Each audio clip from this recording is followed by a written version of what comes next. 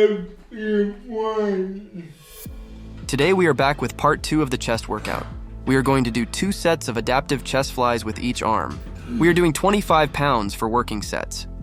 The thing is with this exercise is my elbows should be out to add more stress on my pec, but I am not able to get my elbows where they should be. So I am just doing the exercise with this form. My chest is still working. I like to do as much as I can with these flies.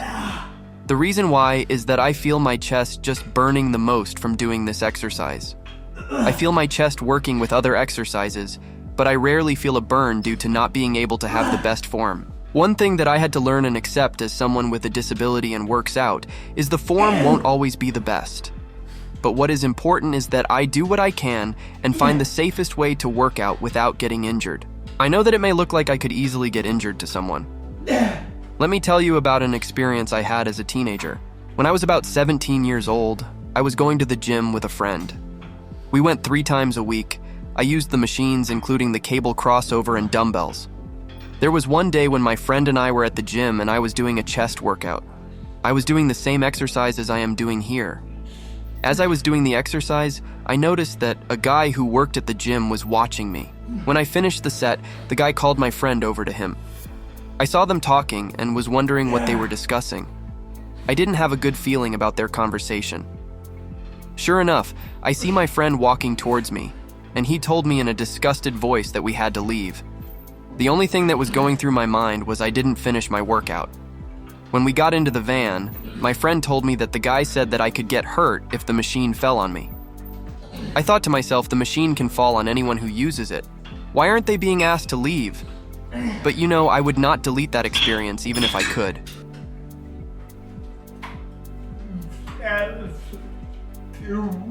Here's why. I needed it because it motivated me even more as a kid. I was able to get my own cable crossover and work out at home. I couldn't use other machines, nor could I use dumbbells because I didn't have the help. However, I gained more independence with my workouts. Here I am moving the wheelchair to my right so that I can get more of a stretch of my pec. I like to have the wheelchair turned so that the front is away from the cable when I am doing this exercise. And I try to touch my right leg with my left hand. That gives me a good range of motion. I try to get a good stretch at the top and a good squeeze at the bottom. When I was young, I thought that the squeeze was the only thing that was important. I didn't realize that the stretch at the top is equally important. I learned that a few years ago. The key for me to work out successfully is I have to learn what able-bodied people do when they lift, and then I take that knowledge and adapt it based on what my body will do. That is what I do when I do other tasks also. The thing is, I never know how a workout is going to go. Sometimes I can't lift as much weight as I can normally lift. When that happens, I associate it with the disability, and I get so frustrated that I lower the weight and do a giant set of 60 reps or something. I just can't allow the disability to control my workouts because this is my time without limitations. The disability controls enough of my life, and when I am in this room, I don't have a disability. I am burning the shit out of my pec right here, by the way. I mainly feel the upper part of the muscle working, but I feel my mid-pec doing some work too. Time to switch arms.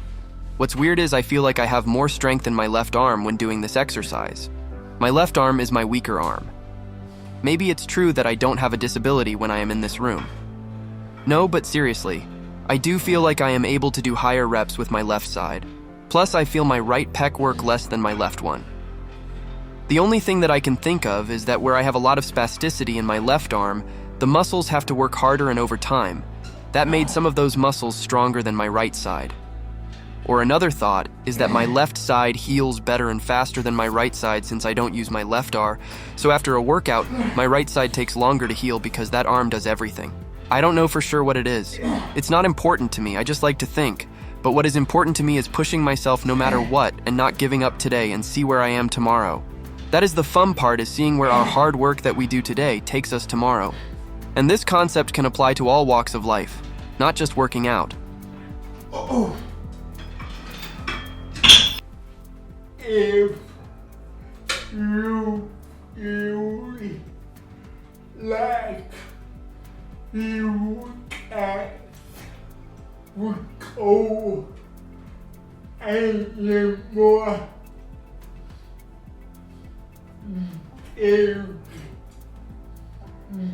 give up. Never give up.